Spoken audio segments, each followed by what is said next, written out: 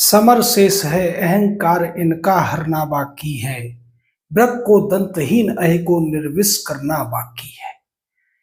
नमस्कार, मैं जनवक्ता शिवम गौतम। एक बड़ी खबर है कि भारत के attorney general R Venkata Ramani ने जो वकील थे डॉक्टर राकेश किशोर, उनके खिलाफ सुप्रीम कोर्ट बार एसोसिएशन के अध्यक्ष द्वारा रिक्वेस्ट की गई कंटेम्प्ट ऑफ कोर्ट की कार्रवाई को मंजूरी दे दी है।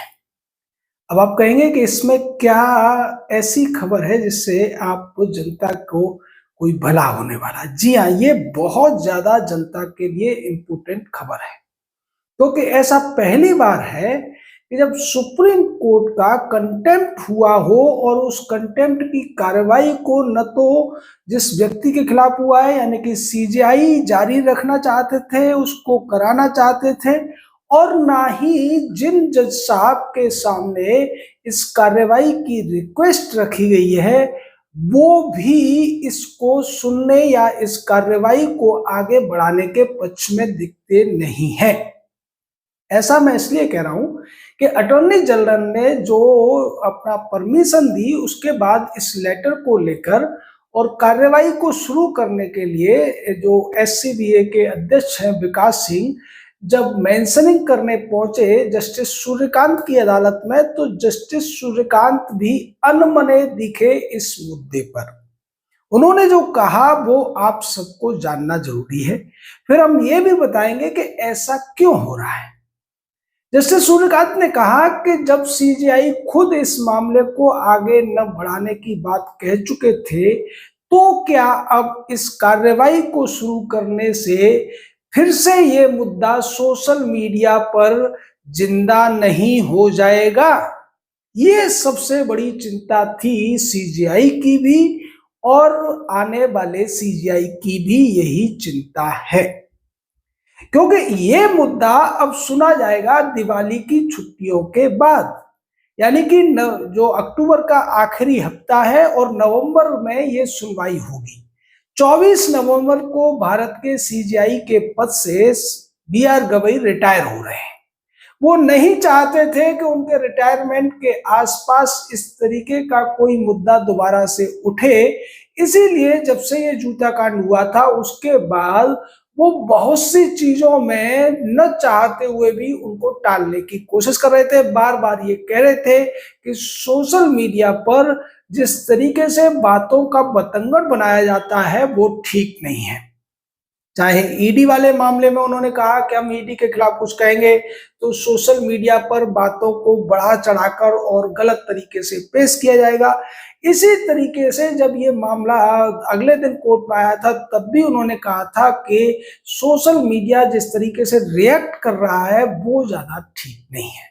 यानी दूसरे शब्दों में कहा जाए तो सुप्रीम कोर्ट के ज्यादातर जज अब सोशल मीडिया पर जो कुछ प्रतिक्रियाएं होने लगी हैं और इन प्रतिक्रियाओं का जो क्वांटम बढ़ गया है, क्वांटम बढ़ने के साथ साथ अब उसमें फैक्चुअल चीजें भी जोड़ी जा रही है, उससे वो लोग डरे हुए थे। और यही डर जस्टिस सूर्यकांत ने इस मामले की मेंशनिंग की ऊपर बात करते हुए या इसकी अगले सुनवाई के लिए स्वीकृति देने के समय कही कि क्या इससे ये मामला फिर से सोशल मीडिया पर जिंदा नहीं हो जाएगा, सोशल मीडिया पर रिवाइव नहीं हो जाएगा, और ये होगा ही।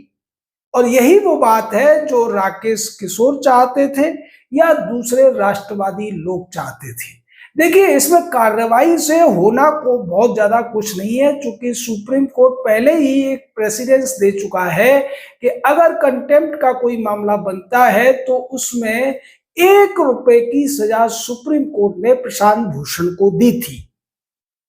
प्रशांत भूषण ने भी एक सीजेआई को ही कंटेम्प्ट किया था और कार्रवाई चली थी। लंबी कार्रवाई के बाद प्रशांत भूषण ने माफी मांगने से मना कर दिया था और ये कह दिया था कि मैं जुर्माना भरूंगा या जो भी आप सजा देंगे। अब यहाँ मुद्दा ये है कि जब राकेश किशोर जो खुद एक पढ़े लिखे वकील हैं वो अपनी बात रखने के लिए कार्रवाई के दौरान खड़े होंगे तो फिर से ये मामला सुप्रीम कोर्ट के रिकॉर्ड में भी जाएगा और सोशल मीडिया पर भी इसकी चर्चा लगातार होगी जब तक ये मामला चलेगा। ऐसा तो है नहीं कि एक ही दिन में इस मामले में सजा सुना दी जाए। सजा सुनाने से पहले वकील साहब को अपना पक्ष रखने का मौका दिया जाएगा और इसी की वो मांग कर रहे थे। जब राकेश किशोर से ये पूछा गया था कि क्या आप इस पर माफी मांगते हैं, क्या आप इस पर शर्मिंदा हैं, तो उन्होंने कहा था कि नहीं, मुझे इस पर कोई खेद नहीं है, बहुत ज्यादा अच्छा फील कर रहा हूं और मैं चाहता हूं कि मेरे ऊपर कार्रवाई हो और मुझे अपनी बात रखने का मौका मिलना चाहिए। अब जो ये मौका मिल रहा है, उसके बाद वो सारी चीजें सुप्रीम कोर्ट में उठाएंगे, जिन चीजों को हम जैसे लोग अब तक सोशल मीडिया पर वीडियो के माध्यम से उठाते रहे हैं। क्योंकि अगर आप गौर करेंगे तो राकेश किशोर ने वही सारे सवाल उठाए थे जिन सवालों को पिछले होली के बाद से हम लगातार उठा रहे हैं कि जो कॉलेजियम है ये असंवैधानिक है, तो फिर जारी क्यों है? दुनिया के किसी भी देश में कॉलेजियम नहीं है, भारत में कॉलेजियम क्यों चलता है? भारत में ही क्यों जज अपने जजों को चुनते हैं, जबकि किसी अन्य डिपार्टमेंट में या किसी अन्य देश में ये व्यवस्था नहीं है? दुनिया के सारे देशों में जजों को चुनने का काम या तो लेजिस्लेचर करता है या एग्जीक्यूटिव करता है या दोनों मिलकर करते हैं, या फिर ब्रिटेन की तरह से जनता भी इसमें भाग लेती है। लेकिन हमारे देश में जुडिशियल इंडिपेंडेंस के नाम पर ये पिछले 30-35 सालों से एक ऐसी व्यवस्था थोप दी गई है जिसमें कहने को तो जजों की नियुक्ति कॉलेजियम करता है, लेकिन इसमें सबसे बड़ी भूमिका निभाता है सुप्रीम कोर्ट और हाई कोर्ट के कुछ दर्जन वकीलों का एक बड़ा समूह, जो निर्धारित करता है कि कौन व्यक्ति किस हाई कोर्ट में जज बनेगा, कौन व्यक्ति सुप्रीम कोर्ट में जज बनेगा, कौन व्यक्ति आगे जाकर सीजीआई बनेगा। इसमें देखने को भूमिका केवल जजों के कॉलेजियम की नजर आती है, लेकिन वास्तविकता में इसमें वकीलों का एक बड़ा प्रभावशाली समूह भी सक्रिय है, जिसमें कपिल सिब्बल सिंह भी जैसे वकील तो सबको पता है, उसके अलावा भी 3-4 दर्जन और वकील हैं और रिटायर्ड जज भी हैं जो ये सारा खेल करते हैं। अब इसको दूसरे तरीके से देखें तो आप सोचिए कि एक विधायक या सांसद की टिकट लेने के लिए भी बहुत से लोग कई पार्टियों में करोड़ों की रिश्वत देते हैं। उसी तरीके से राज्यसभा की सीट लेने के लिए भी लोग करोड़ों रुपए दे देते हैं, और कहा तो ये जाता है कि आम आदमी पार्टी अपनी राज्यसभा की सीट 100 करोड़ के आसपास में देती है। अब आप सोचिए कि हाई कोर्ट और सुप्रीम कोर्ट के जजों के पास कितनी पावर होती है। इन सबकी नियुक्ति केवल सिफारिश से और जुगाड़ से होती है, और ये जुगाड़ वाले व्यक्ति धर्मात्मा तो है नहीं, ये सब के सब या तो महंगे वकील हैं या फिर इसी तंत्र से आए हुए जज हैं। तो ये सब बिना पैसे के हो रहा होगा, ऐसा सोच पाना भी मुश्किल है। ये सवाल भी इस कार्रवाई के दौरान उठेगा। उसके अलावा जो कुछ भगवान विष्णु को लेकर जस्टिस बी.आर. गवई ने कहा था वो भी उठेगा। उसके अलावा जो भाई भतीजावाद इस जो कॉलेजियम के द्वारा देश पर थोप दिया है वो सवाल भी उठेंगे।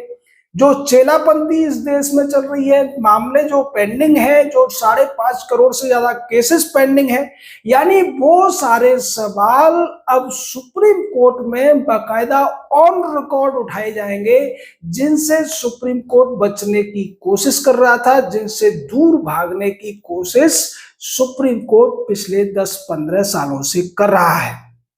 क्योंकि ये सवाल सरकार ने भी उठाए थे और तब भी उठे थे जब एनजेएसी पास किया गया था, और तब भी उठे थे जब एनजेएसी को खारिज कर दिया गया था।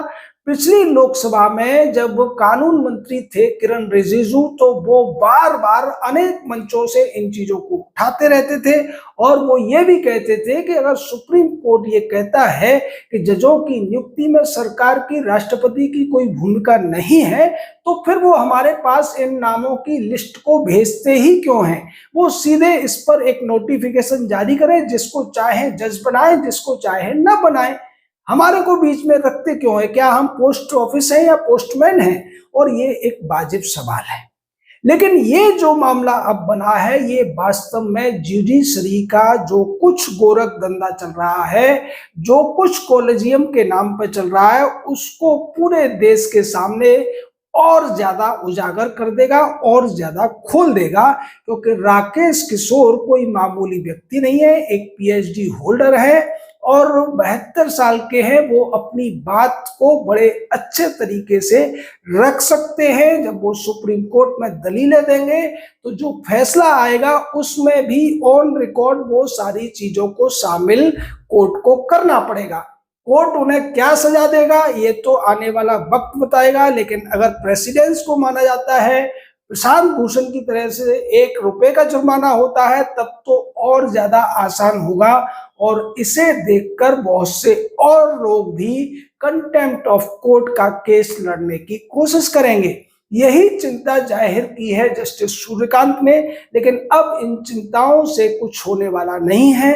जिस चीज को नहीं चाहते थे भारत के सीजीआई, जिस चीज को नहीं चाहते हैं भावी सीजीआई, अब वो होने जा रहा है। और कुछ लोग इसको लेकर जो अटॉर्नी जनरल हैं उनके ऊपर सवाल उठा रहे थे। लेकिन हम तो ये कह रहे हैं, हो सकता है अटॉर्नी जनरल ने भी सुप्रीम कोर्ट को पूरी तरीके से एक्सपोज करने के लिए इस मामले में परमिशन दी हो।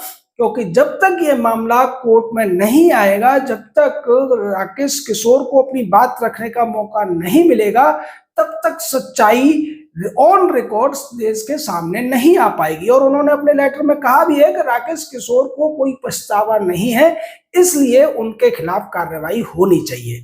दूसरी तरफ राकेश किशोर इससे खुश हुए होंगे क्योंकि वो भी यही चाहते थे।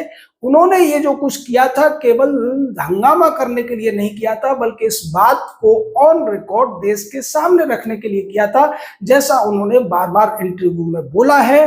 तो आप निश्चित मानिए कि दिवाली की छुट्टियों के बाद जब भी सुप्रीम कोर्ट खुलेगा और जब यह कार्रवाई शुरू होगी तो कम से कम 1-2 हफ्ते तो अब सीजेआई बीआर गवई के तमाम पुराने रिकॉर्ड्स पर बात होगी, तमाम उनकी टिप्पणियों पर बात होगी, उनके फैसलों पर भी बात होगी, कॉलेजियम की जो असंवैधानिक व्यवस्था है उस पर बात होगी, भाई भतीजा बात पर बात होगी। और ये देश के लिए अच्छा है, उन लोगों के लिए भी अच्छा है जिनके करोड़ों केस अदालतों में पेंडिंग है। और दूसरी तरफ भारत के रसूखदार नेता, बड़े बड़े अपराधी, बड़े बड़े भ्रष्टाचारी, देश के खिलाफ साजिश करने वाले लोग आसानी से जमानत पर घूम रहे हैं। दूसरी तरफ गरीब लोग जेलों में सड़ रहे हैं। लेकिन ये जो कुछ हो रहा है, ऐसा लगता है इसमें श्री हरि विष्णु की ही कृपा नजर आती है। जो उन्होंने फिर से 10 दिन बाद, क्योंकि 6 तारीख को ये घटना हुई थी और 16 तारीख को फिर से इस पर जो लेटर आ गया है, अब वो कम से कम 26 तारीख को यानी 20 दिन बाद फिर से इस पर कार्रवाई शुरू होगी। मामला उठेगा, सवाल उठेंगे, सवालों के जवाब भी देने पड़ेंगे। आगे क्या होगा, कैसी सजा होगी, वो तो वक्त बताएगा। लेकिन अगर इस मामले में किसी की हार होती हुई नजर आ रही है तो वो है भारत के सीजेआई बीआर गवई, जिन्होंने अनावश्यक टिप्पणी की थी और वो टिप्पणी वाला मामला अब आसानी से उनका पीछा छोड़ता हुआ नजर नहीं आ रहा है। आपका इस पूरे मामले पर क्या कहना है, अपनी राय दीजिए। शब्दों की मर्यादा बनाए रखिए। जय हिंद, जय भारत।